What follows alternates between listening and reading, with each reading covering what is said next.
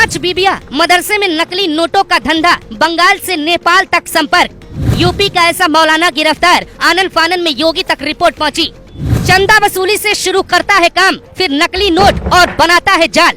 पाकिस्तान से जुड़े तार, यूपी के श्रावस्ती में योगी के खिलाफ बना रहा था खतरनाक प्लान।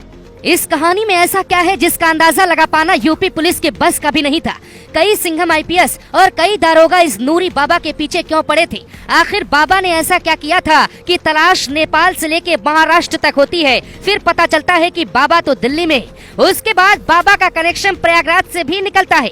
आखिर इसकी लोकेशन का पता चलता है और फिर इसकी गिरफ्तारी होती है। उसके बाद का सच ऐसा था कि सीधे इसकी जानकारी एटीएस के चीफ अमिताभ यश तक पहुंचाई गई। सबसे चौंकाने वाली बात यह है कि इसकी कुल 5 पत्नियां हैं। बड़ी दाढ़ी रखने वाले नूरी बाबा के कारनामे भी बड़े निकले। पुलिस ने खुलासा किया है कि नूरी बाबा का कनेक्शन पाकिस्तान से भी है। वो वहाँ की खुफिया एजेंसी आईएसआई के साथ संपर्क में था। इसका प्लान बहुत बड़ा था। ये वही मदरसा है जो नूरी बाबा चलाता था। इस मदरसे की हालत देखिए, अंदाजा लगा पाना मुश्किल था कि यहाँ क्या होता था। ये कभी फकीर बन के जकात यानी गरीबों के नाम पे चंदा मांगता, तो कभी रमजान महीने में मुंबई जाकर मस्जिद और मदरसा निर्माण के लिए वसूली करता। फिर जब इसका मन नहीं भरा तो ये नकली नोट छापने की मशीन लगाता है। इसके आगे का कारनामा जानने से पहले समझिए आखिर ये सब ये कर क्यों रहा था, इसका मंसूबा क्या था, कौन था इसके निशाने पर और क्यों योगी की पुलिस इस केस को बाकी केस से अलग समझ रही है। सबसे पहले कि नूरी बाबा का कनेक्शन समझिए।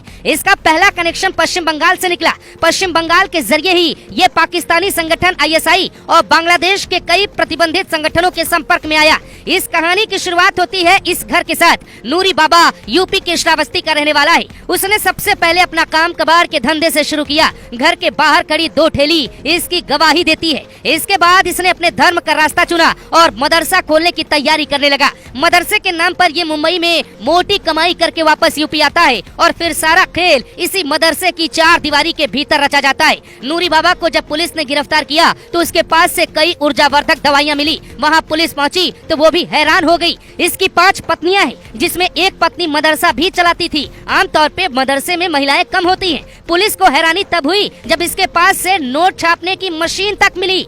इसके बाद इसके 4 साथियों की जानकारी पुलिस को मिली। यूपी पुलिस ने महाराष्ट्र, नेपाल के साथ कई राज्यों में इसकी पूरी कुंडली खंगाली। उसके बाद जो सच आया वो सुनकर अच्छों का सिर चकरा गया। मुबारक अली उर्फ नूरी बाबा को पुलिस ने सूरी बनाने का पूरा प्लान तैयार कर लिया है। मदरसे की दीवार पर भी आपत्तिजनक बातें लिखी गई। उसकी पत्नी मदरसे के अंदर दवाखाने के नाम पर कई कांड में शामिल पाई गई। नोट छापने का मकसद था धर्म के नाम पे नौजवानों को जोड़ना और उसके बाद उनका कनेक्शन पाकिस्तान के साथ जोड़ देना। पाकिस्तान के इशारे पर यूपी में किसी बड़ी तैयारी में जुटा था। मदरसे की आड़ में कई सालों से ये कारनामा कर रहा था। साल 2017 में इसकी शिकायत हुई। दावा किया गया कि ये सोशल मीडिया पर पाकिस्तान का झंडा लगाता है। यूपी के कई जिलों में इसके नाम पर पहले से ही एफआईआर दर्ज थी।